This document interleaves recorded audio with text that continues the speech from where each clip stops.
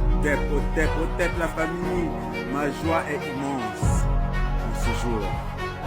J'ai entendu parler de cette annonce révolutionnaire du Burkina Faso, la journée des coutumes et de nos traditions.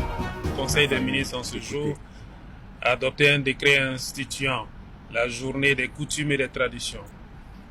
Dans le cadre de la valorisation de nos coutumes et de nos traditions, Son Excellence, le capitaine Ibrahim Traoré a instruit mon département afin d'adopter, après des échanges avec certains départements ministériels et les personnes ressources que sont les chefs traditionnels, une journée des coutumes et des traditions. Cette journée, après des échanges, a été choisie à la date du 15 mai. Donc, à partir de cet instant, toutes les journées du 15 mai seront des journées de commémoration de nos coutumes et de nos traditions. Cette journée a donc pour objectif non seulement de réaffirmer la laïcité de l'État, mais de permettre à cette religion traditionnelle qui n'avait pas sa place de retrouver aujourd'hui sa place. Elle permettra aussi, en cette journée-là, à ces personnes qui pratiquent le culte traditionnel de pouvoir s'épanouir avec le reste des populations.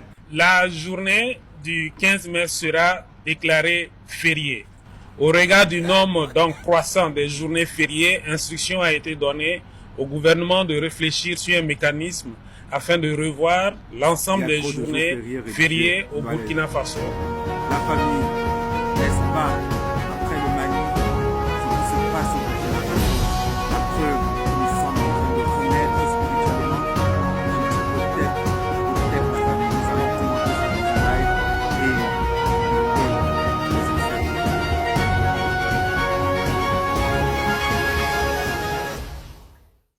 Écoutons notre doyen, Traoré, Bonomba Traoré. Écoutez avant qu'on ne revienne commenter ça. Il faut féliciter nos autorités qui ont été des hommes courageux, téméraires même, pour braver pas mal de choses et prendre cette décision de consacrer une journée nationale des traditions le 15 mai. Évidemment, c'est venu un peu en retard. Pourquoi? Parce que il y a longtemps que moi-même personnellement j'ai chanté ça. J'ai dit journée nationale des traditions. Nous aussi, la tradition africaine, on va se consacrer à ça. On va se consacrer à honorer nos ancêtres, adorer nos ancêtres, au lieu d'aller nous prosterner devant les ancêtres d'autrui. Ah oui, les religions extérieures là, les importées là, ce sont les vraies chose acculturatrice de notre culture, parce qu'on nous a complexés, on nous a forcé à ne pas croire en nous-mêmes, à ne pas croire en notre culture, en nos valeurs religieuses. Or, comme la religion véhicule la culture, si tu es musulman, c'est la culture arabe qui est véhiculée dans ton comportement même quotidien, dans ta manière même de penser et dans ta façon de résoudre tes problèmes. Donc, tu te réfères au Coran. Exactement. Si tu es chrétien, c'est pareil, tu te réfères à la Bible. La religion véhicule toujours une culture. Donc en fait, si on nous a colonisé au plan religieux, on nous a directement mis dans l'adoption de comportements étrangers à notre culture. Donc, il ne faut pas qu'on se trompe, il y a la tradition, il y a les croyances religieuses. Quand on dit journée des traditions, la religion fait partie des traditions. La religion du noir, c'est quoi? C'est l'animisme. C'est-à-dire c'est le culte des ancêtres. Après Dieu, les ancêtres. Exactement. Après les ancêtres, nous les hommes, avec le culte de fétiche. Exactement. Voilà comment l'homme noir africain conçoit la religion. Dieu à l'extrême. Entre Dieu et les hommes, les ancêtres, parce que les ancêtres ont eu l'avantage de connaître ici, ils ont vécu ici avant nous. Exactement. Et ils vivent aujourd'hui dans un monde que nous on ne maîtrise pas. Donc quoi de plus précieux, quoi de plus normal et de plus véridique que de les prendre, de passer par eux pour atteindre Dieu. Qu'importe la manière d'atteindre Dieu, il n'y a pas une seule mode d'accession à Dieu. Exactement. La religion traditionnelle vaut son pesant d'or.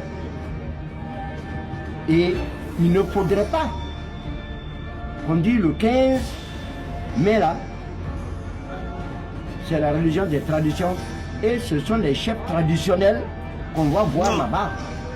Je te dis, non, dis-nous la vérité. Il y a des sultans. Oui.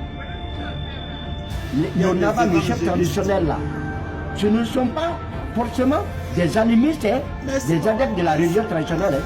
Il y en a qui sont qui vont à l'église, à la mosquée, dans le temple. Alors, ils laissent les ancêtres pour aller là-bas.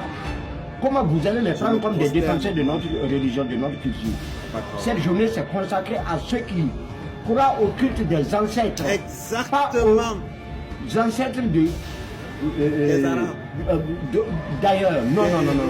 Donc il faut qu'on s'entende bien dessus. Les chefs de terre qui immolent, qui font des offrandes Exactement. au lieu de culte du village, qui sacrifient des chèvres et des poulets, eux les vrais traditionnalistes. Eux les traditionnalistes. C'est eux les vrais animistes. Ah oui, parce que vous voyez même des nabas qui ont des sanctuaires même de Jésus ou de petits mosquées dans leur cour.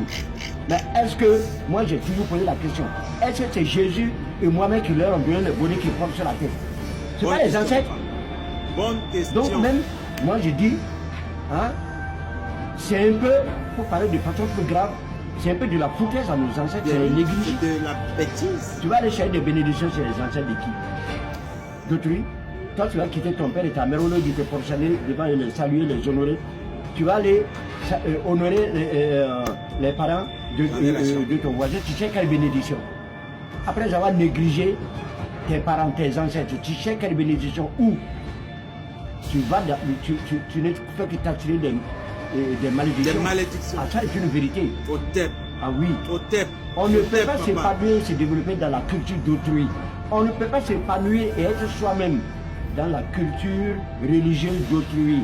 Moi je dis la Bible et le Coran. N'en déplaise aux religions importées, la Bible et le Coran n'ont rien apporté de nouveau à l'Afrique que l'Afrique ne connaissait. On va faire un live aujourd'hui, ce soir même. Oui, parce que nos sociétés sont bien organisées sur le plan socio-culturel.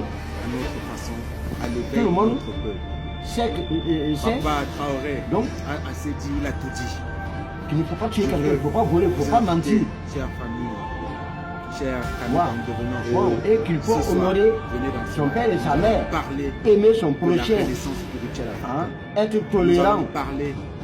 Donc, la morale était déjà dans nos mœurs ici là.